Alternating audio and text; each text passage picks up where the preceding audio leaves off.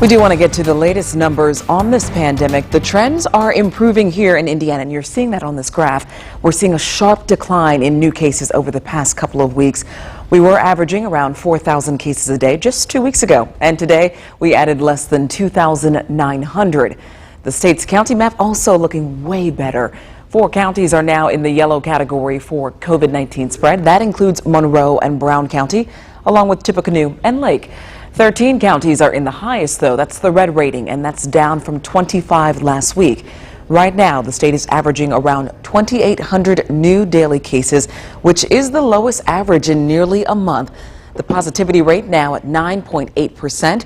More than 2,100 Hoosiers, though, are in the hospital with COVID-19. Today, the Indiana Department of Health gave its first COVID-19 briefing in more than a month. The state health commissioner says COVID-19 cases are on a downward trend, but they could go back up again. Fox 59 State House reporter Kristen Eska was at that news conference earlier this morning. She joins us now live in our newsroom with more on today's update. Kristen.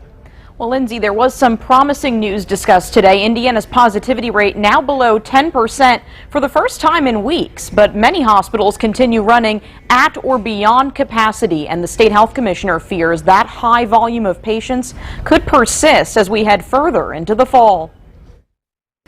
Despite these improvements, many of our hospitals continue to be stressed. Dr. Christina Box speaking at a clinic near the Indianapolis Motor Speedway, offering both the COVID-19 and flu vaccines. She says Indiana hospitals have seen more patients this year compared to any other time in 2020 and 2019, as they administer both COVID and non-COVID care. Things that need to be done for Hoosiers to continue to keep them healthy and to keep them having a quality of life that they like.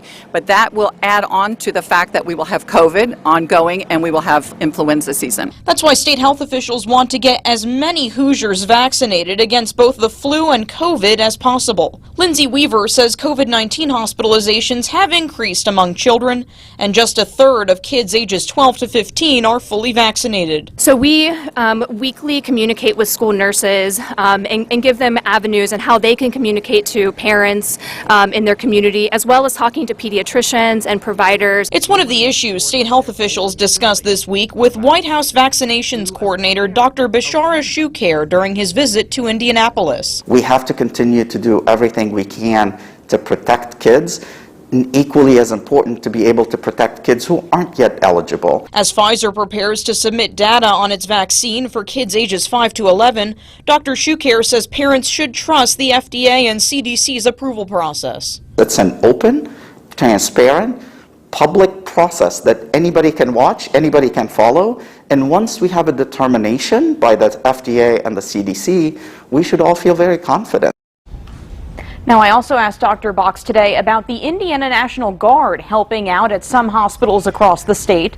She says that offer is still open to hospitals that may need it, and says right now there's no timeline for how long the National Guard will be assisting hospitals across the state. Live in the newsroom, Kristen Escal, Fox 59 News. We have more information from the White House vaccination coordinator. Our Angela Ganote sat down with him as well this morning. So you can see that interview and check out the latest updates from the State Health Department. It's all on our website, fox59.com.